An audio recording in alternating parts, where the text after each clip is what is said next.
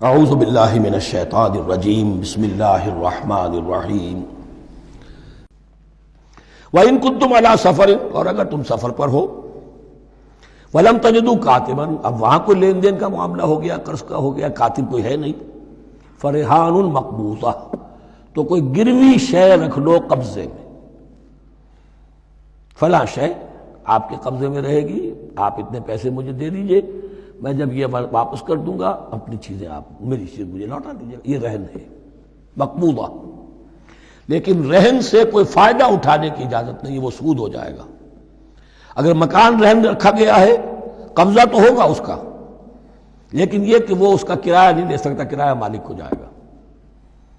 اس سے کوئی استفادہ نہیں کر سکتا اس مال سے۔ رہان المقبوضہ فَإِنْ أَمِنَ بَعْضُكُمْ بَعْضًا، پھر اگر کوئی شخص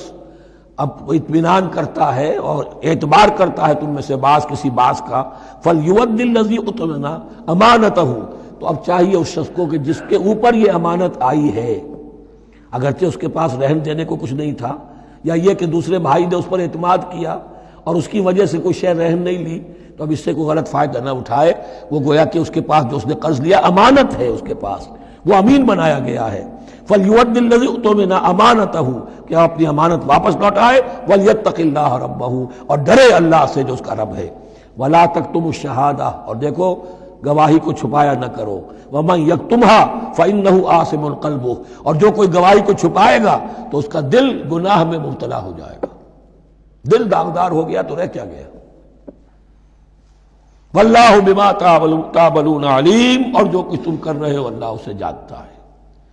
اللہ کے فضل و کرم سے آخری رکوع پر ہم پہنچ گئے، اور یہ بڑا ایک یوں سمجھئے 3 آیتوں پر مشتمل رکوع ہے، جیسے کہ وہ رکوع جو ہم نے پڑھا تھا جس میں آیت الکرسی 4 آیتیں ہیں وہ، اور یوں کہا جا سکتا ہے کہ یہ 2 رکوع ایک دوسرے کے بالکل بالمقابل ہیں اپنی عظمت میں اور مقام میں۔ آیت الکرسی کی جگہ یہاں ایک دعا کی آیت ہے، جامع ترین دعا جو آئے گی آخری آیت میں، للہ ما فی السماوات و ما فی الارض۔ اکثر و بیشتر آپ دیکھیں گے سورتوں کے اختتام پر یہ الفاظ پھر آتے ہیں، اللہ ہی کا ہے جو کچھ بھی ہے آسمانوں اور زمین میں۔ وَإِن تُبْدُوا مَا فِي أَنفُسِكُمْ أَوْ تُخْفُوهُ، اور جو کچھ تمہارے دلوں میں ہے خواہ تم اسے ظاہر کرو خواہ چھپاؤ، يُحَاسِبْكُم بِهِ اللَّهُ، اللہ تم سے محاسبہ کر لے گا، تمہاری نیتیں اس کے علم میں ہیں۔ ان اللہ لا ينظر الى صوركم ولا الى اموالكم ولكن ينظر الى قلوبكم واعمالكم، اللہ تمہاری صورتوں کو نہیں دیکھتا، تمہارے مال و دولت کو نہیں دیکھتا، تمہارے دل کو دیکھتا ہے، تمہارے اعمال کو دیکھتا ہے۔ تو دل میں جو کچھ ہے خواہ کتنا ہی چھپا لو اللہ کے محاسبے سے نہیں بچو گے۔ فَيَغْفِرُ لِمَن يَشَاءُ وَيُعَذِّبُ مَن يَشَاءُ، پھر وہ بخش دے گا جس کو چاہے گا اور عذاب دے گا جس کو چاہے گا۔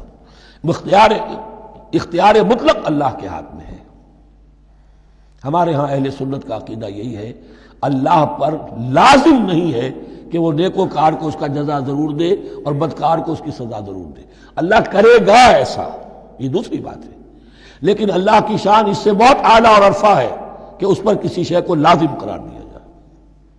اس کا اختیار مطلق ہے، مطلق ہے۔ یفعل اللہ ما یرید، یفعل اللہ ما یشاء۔ اہل تشیع کا کہنا یہ ہے کہ اللہ پر عدل واجب ہے، اہل سنت کہتے ہیں اللہ عدل کرے گا، جزا و سزا میں عدل ہوگا، یہ ہم مانتے ہیں، واقعہ ہے، لیکن ہم یہ نہیں کہتے کہ اللہ پر عدل واجب ہے، اللہ پر کوئی شے واجب نہیں، بلکہ اللہ نے تو کتب علی نفسہ الرحمہ، اپنے اوپر واجب کیا ہے رحمت کو۔ وجوب کا لفظ جو آتا ہے اللہ پر تو وہ تو رحمت کا ہے، کتب علی نفسہ الرحمہ، اللہ نے اپنی ذات کے اوپر واجب کر لیا رحمت کو۔ واللہ علی کل شیء قدیر، اور اللہ ہر چیز کی قدرت رکھتا ہے۔